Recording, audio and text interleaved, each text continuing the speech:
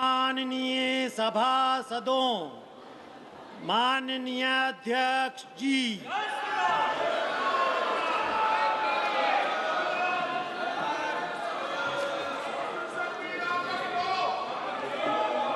Item number 20, 21 और 22।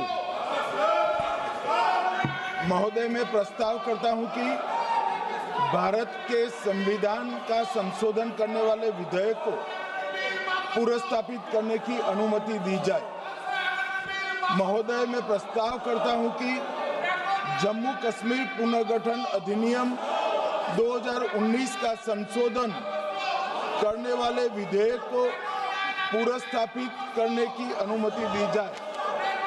महोदय, मैं प्रस्ताव करता हूं कि संघ राज्य क्षेत्र शासन अधिनियम 1963 का संशोधन करने वाले विधेयक को पुनर्स्थापित करने की मंजूरी दी जाए।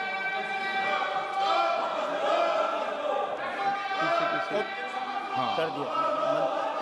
श्री असाउद्दीन ओवैसी जी।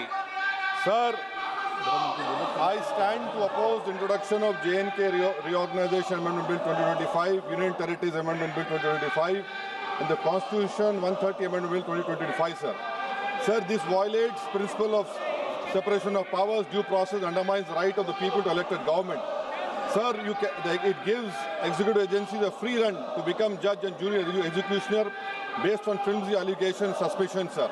Sir, only when an offence is proved beyond reasonable doubt, then only you can leave the post and the membership. But here a mere accusation, allegation, the punishment of losing one ministerial post will follow. Sir, parliament democracy's chief ministers and ministers can only be removed through true means. First, executive prime minister can recommend their removal if the second council of ministers lose confidence of the legislature. Now this bill would empower the unelected executive bureaucracy to play the role of legislature. Sir, it undermines representative parliament democracy. This amendment would leave the minister and CM at the mercy of executive agencies. The severity of the amendment is not only in the fact that one loses their position if they are arrested, but even if they are detained. Detention and administrative action doesn't require an offence to be made. Sir, the chief minister will not be able to accountable people. I want to know from the Honourable Home Minister, as he read Article 74(1), which says that the Council of Ministers headed by the Prime Minister to aid and advise the President, who shall, in exercise of his function, act in accordance with such advice. Now, this bill clearly violates 74(1). Sir, this is the 1933 Gestapo when Gestapo was found in Germany. This government is hell-bent on creating a police state. This will be a death knell and leash an elected government, sir. Indian Constitution is being amended to turn this country into a police state. BNS 152, the Home Minister promised in this House that sedition would not be used. Section 316, Section 9 of BNS, PMLA Section 4, all these can be used to destabilize an elected government, sir. That is why I oppose the introduction of all these three bills. This is nothing but creating a Gestapo to ensure that our democracy does not survive. And may I tell the Honourable Home Minister, despite his promise on BNS 152 has been used against a senior journalist, Siddharth Vardhan, Assam also. That is why I oppose this introduction of three bills, sir. Thank you. Tiwari. Speaker, sir, I rise to oppose the introduction of these three bills under Rule 70(1) of the Rules of Procedure and Conduct of Business in the Lok Sabha. This bill is squarely destructive of the basic structure of the Constitution. अध्यक्ष महोदय, भारत का संविधान का जो मूलभूत ढांचा है वो ये कहता है कि कानून का राज होना चाहिए. There should be rule of law.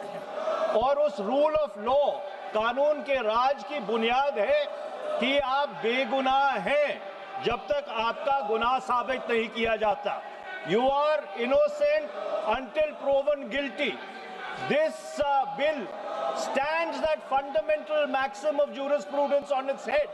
It makes an investigating officer the boss of the Prime Minister of India. The second ground on which I oppose this bill, it violates Article 21 the due process clause, FIR, arrest, charge sheet, and even framing of charge does not in any manner substantiate guilt. In fact, you plead not guilty only after charges are framed against you. This bill turns the fundamental jurisprudence of Article 21 on its head. Number 3, it distorts parliamentary democracy, which is again basic structure, by displacing will of the people through mere custody, bereft of judicial determination. अध्यक्ष जी, ये बहुत ही संवेदनशील विधेयक है. मेरे 2 बिंदु और हैं, मुझे कृपया. चौथा, on the fourth ground is it opens. Please माननीय सदस्य, आप नियम 72 के तहत विरोध कर रहे हैं. अध्यक्ष जी बिल्कुल. जब कभी बिल आपका सदन में आए, जब आप डिटेल में चर्चा करना. अध्यक्ष जी, अभी नियम 72 के विरोध के बाद सारांश बोलने की परमिशन दिए. जो रूल 72 है वो 2 चीज कहता है. एक लेजिस्लेटिव कॉम्पिटेंस, एक general opposition of the bill, जिसकी स्वीकृति आप दे सकते हैं. और क्योंकि ये इतना संवेदनशील विधेयक है, मैं आपसे ये विनती करता हूं इसके ऊपर पूरी चर्चा कराई जाए. मेरे सिर्फ 2 बिंदु और हैं. This bill, mister speaker sir. एक मिनट. आपने कानूनन बात की, तो कानून ये भी है कि 72 उसके बाद भी अलाउ करता हूं, लेकिन संक्षिप्त में. बिल्कुल संक्षिप्त में अध्यक्ष जी. आपको डिटेल में चर्चा मेरे सिर्फ 2 बिंदु और हैं. This bill opens the door for political misuse by instrumentalities of the state whose arbitrary conduct has been repeatedly frowned upon by the Supreme Court.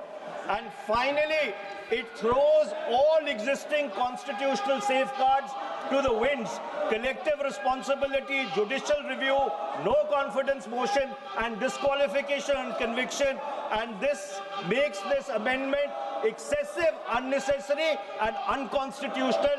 इसलिए मैं इन तीनों विधेयकों का पुरजोर विरोध करता हूं और गृह मंत्री से मैं ये आग्रह करना चाहता हूं कि ये तीनों विधेयकों को वापस लिया जाए. Shri N.K. Premachandran. Speaker sir, I strongly oppose the bill, 130th Constitutional Amendment Bill, as well as the other 2 bills I strongly oppose on 4 grounds. So the first ground is the bills are to be introduced according to the rules and procedure of the House. The bill is not circulated among the members. Yesterday after 1 o'clock we have received the copy of the bill, and I would like to know from the Honourable Minister, what is the undue haste and urgency in bringing such a constitutional amendment bill? What is the emergent need of having such a bill? That means the introduction of the bill itself is lacking bona fides. The bill is lacking bona fides. That is why I would like to say that this is with a mala fide intention to destabilize the opposition-ruled states in various parts of the country. Number one. एक minute. माननीय अध्यक्ष जी, प्रेमचंद्रन जी कह रहे हैं कि जल्दबाजी में लाया गया. इसका सवाल इसलिए नहीं उठता कि मैं इस बिल को संयुक्त समिति को सौंपने की दरखास्त करने वाला हूं. इस पर संयुक्त समिति जो राज्यसभा और लोकसभा पक्ष और विपक्ष सभी सांसदों की बनेगी, जो इस पर विचार करेगी और आपके सामने लेकर आएगी.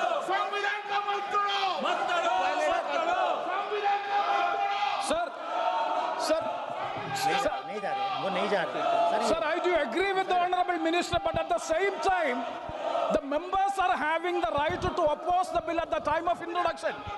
This is the legitimate constitutional right of each and every member to oppose the bill at the time of introduction of the bill. That is being curtailed. That is the problem which I am trying to say. And the second one is that is disqualified. Shri Venugopal.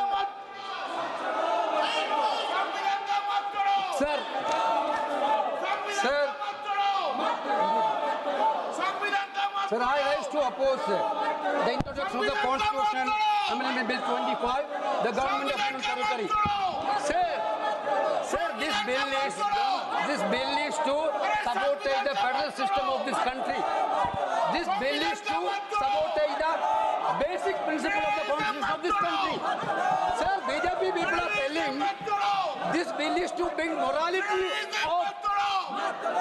in politics. Can I ask a question to the Honorable Home Minister? When he was the Home Minister of Gujarat, he had been arrested, sir. Whether he took the morality of that point of time, ये विषय नहीं है माननीय सदस्य। morality of that point of time. गृह मंत्री जी, आप मुझे सुनो जरा, मुझे सुनो गृह मंत्री जी, मुझे सुनो ना, पहले बैठ जाओ। प्लीज। हाँ, गृह मंत्री जी। माननीय अध्यक्ष जी, मैं रिकॉर्ड क्लियर करना चाहता हूं। मुझ पर झूठे आरोप लगाए तब अरेस्ट होने के पहले मैंने नैतिकता के मूल्यों का हवाला देकर इस्तीफा भी दिया और जब तक मैं कोर्ट से निर्देश नहीं हुआ कोई संविधान पद मैंने स्वीकार नहीं किया। ये क्या सिखाते हैं नैतिकता में? मैं तो इस्तीफा देकर गया था और मैं तो चाहता हूं कि ये नैतिकता के मूल्य बढ़े। हम ऐसे निर्लज्ज नहीं हो सकते कि हम पर आरोप लगे और हम संवैधानिक पद पर हैं। अरेस्ट के पहले मैंने इस्तीफा दिया है।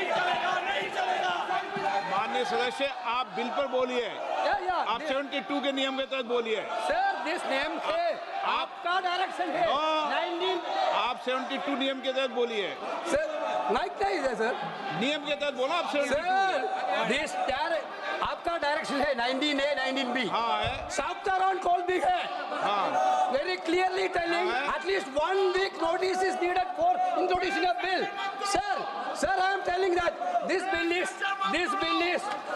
is to target the opposition ruling government. This bill is to threaten the people like Nitish Kumar and Chandrababu Naidu. This bill is to blackmail everybody. Sir, sir, my point one. आप माननीय सदस्य, आप 9 चलिए।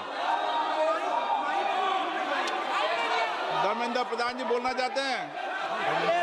प्रधान नहीं यादव। आपके मेंबरों को बिठाओ।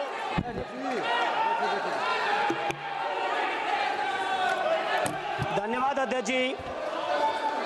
मैं ये जो तीनों विधेयक आए हैं, संविधान का 130वां संशोधन विधेयक 2025, 1 मिनट, संघ राज्य विधेयक, देश देख रहा है आपको। संघ राज्य शासन विधेयक 2025, जम्मू कश्मीर पुनर्गठन विधेयक 2025, इन तीनों का माननीय अध्यक्ष जी अपनी पार्टी, अपने नेतागण अखिलेश जी की ओर से पुरजोर विरोध करता हूं। और विरोध इसलिए करता हूं माननीय गृह मंत्री जी, बहुत नैतिकता की बातें कर रहे हैं आपने भाषण दिए थे चक्की पी सिंह महाराष्ट्र में, जिनको लेके डिप्टी सीएम बना के घूम रहे हैं आप। इसलिए अध्यक्ष जी, मैं इस मौके पर कहता हूं, ये बिल संविधान विरोधी, मूल अधिकार विरोधी, न्याय विरोधी। माननीय अध्यक्ष जी, मैं प्रस्ताव करता हूं कि भारत के संविधान का संशोधन करने वाले विधेयक, संघ राज्य क्षेत्र शासन अधिनियम 1963 का संशोधन करने वाले विधेयक और 2019 का और संशोधन करने वाले विधेयक को माननीय अध्यक्ष जी द्वारा नाम निर्दिष्ट किए जाने वाले इस सभा के 21 सदस्य और उपसभापति द्वारा नाम निर्दिष्ट करने वाले 10 सदस्यों के मिलकर बनने वाले सभाओं की संयुक्त सभा का सौंपा जाए।